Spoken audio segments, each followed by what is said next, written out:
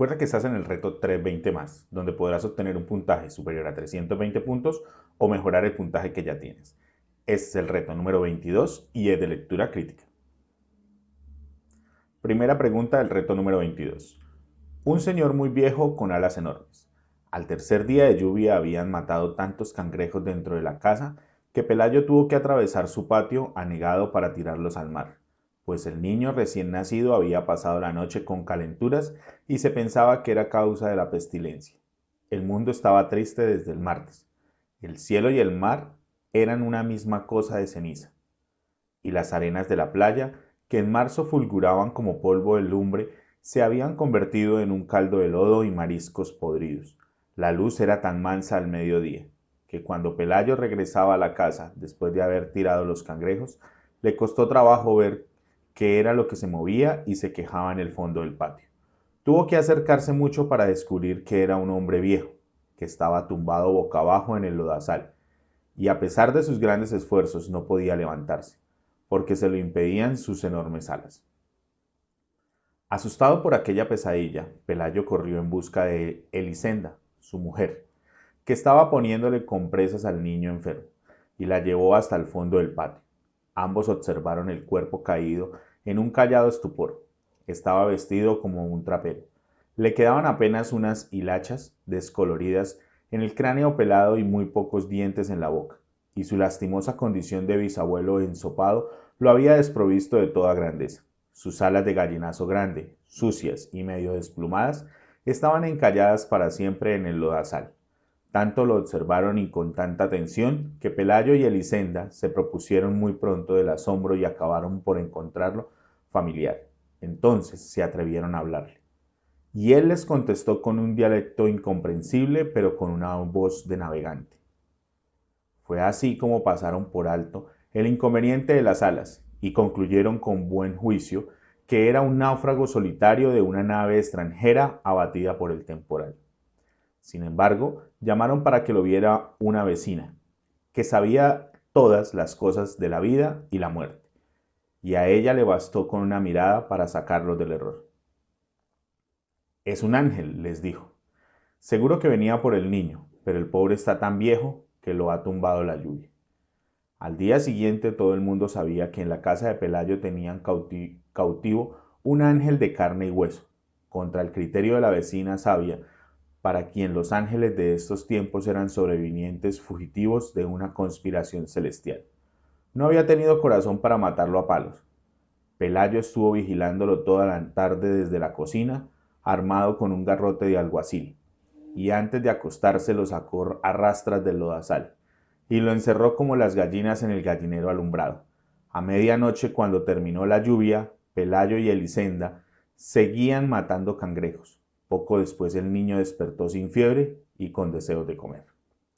Las alas del viejo encallaron en. Como podemos ver, todo nos habla de que a él lo encontraron ¿dónde? En el patio. Todo lo encontraron en el patio.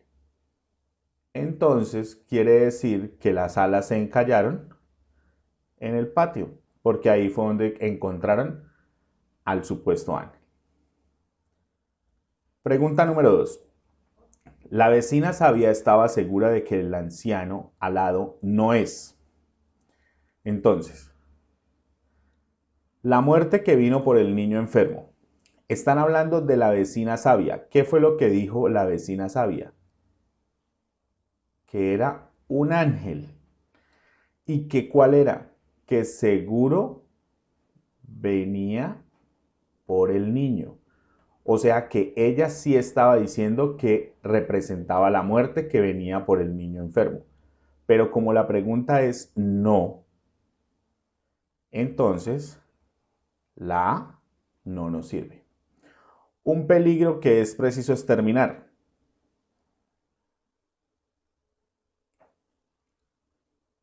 ¿Qué nos está diciendo?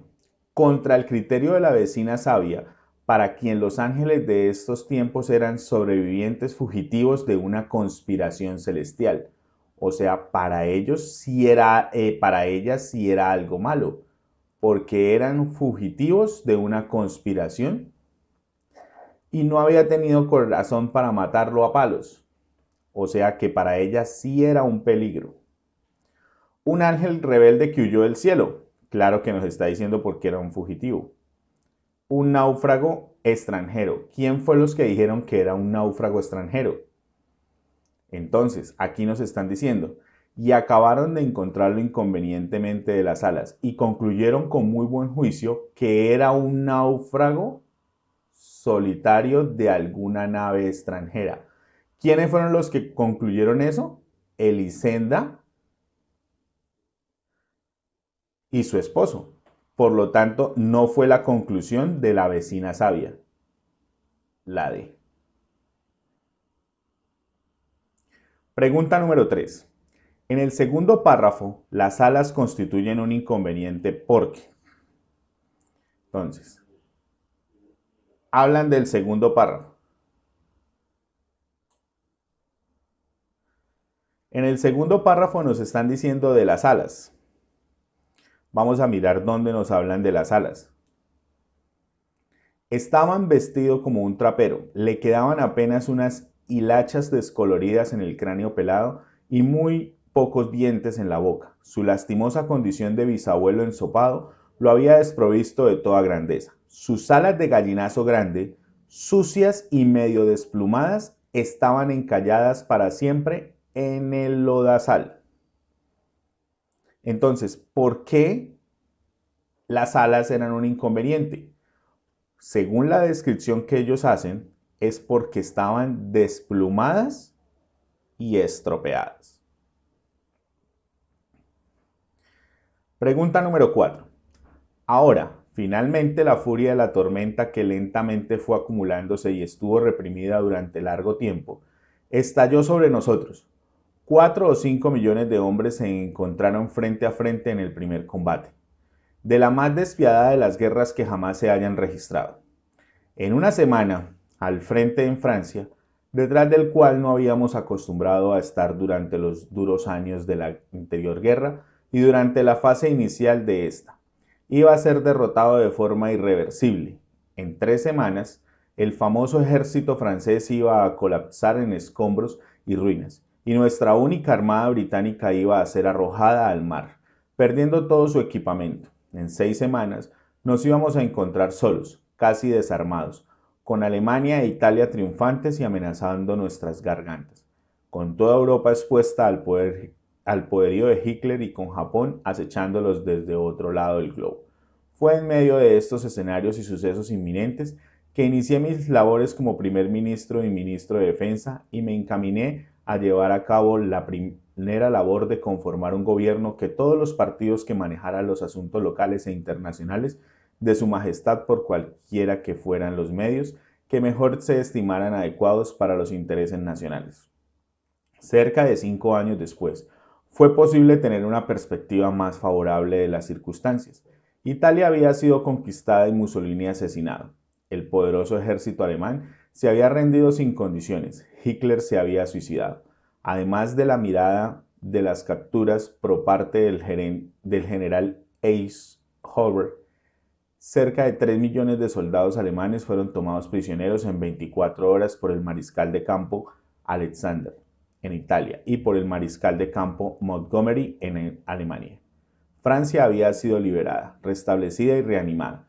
De la mano de nuestros aliados de los dos imperios más poderosos del mundo, avanzamos hacia la rápida aniquilación de la resistencia japonesa. El contraste era definidamente extraordinario. El camino seguido en esos 5 años fue largo, difícil y peligroso. Aquellos que perecieron en él no dieron sus vidas en vano. Aquellos que marcharon hacia adelante hasta el final estarán siempre orgullosos de haberlo hecho con honor. Tomado de Churley, 1986. En la primera frase del texto, la palabra ahora.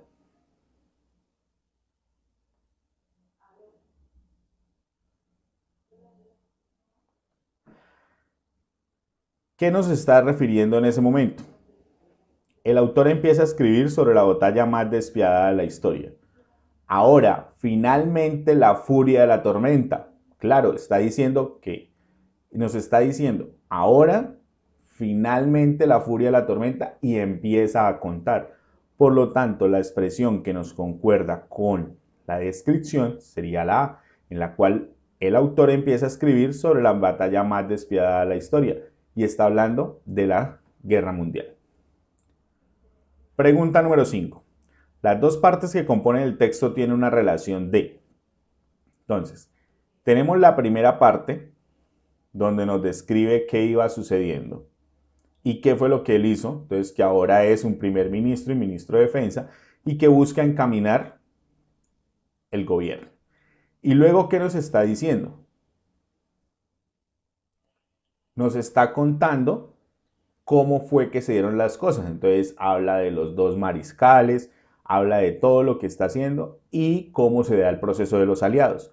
Entonces, ¿eso quiere decir que hay dependencia entre las dos? No. Solamente leyéndolo de arriba yo puedo entender qué es lo que él busca. Entonces no hay una dependencia. Oposición, no, porque está relacionándose una con la otra, no está contradiciéndose. Entonces no hay una oposición ni hay una contradicción. Quiere decir que tenemos una complementariedad. Entonces la respuesta a la pregunta número 5 sería la D. Recuerda que si quieres hacer muchos más simulacros, si quieres seguir preparándote, debes registrarte en www.pruebalatán y ser los primeros en descargar nuestra app. Si quieres ver más retos o continuar con este reto 320 más, debes seguirnos en nuestra cuenta de Facebook e Instagram como Prueba Latán Oficial y todas las soluciones en nuestro canal de YouTube Prueba Latán. Recuerda que hacemos parte de LATAM Global School, una escuela americana que busca la forma de brindarte la posibilidad de terminar tus estudios de bachillerato desde la comodidad de tu casa, obteniendo un título válido en cualquier parte del mundo y lo mejor, con un curso de inglés conversacional totalmente gratis.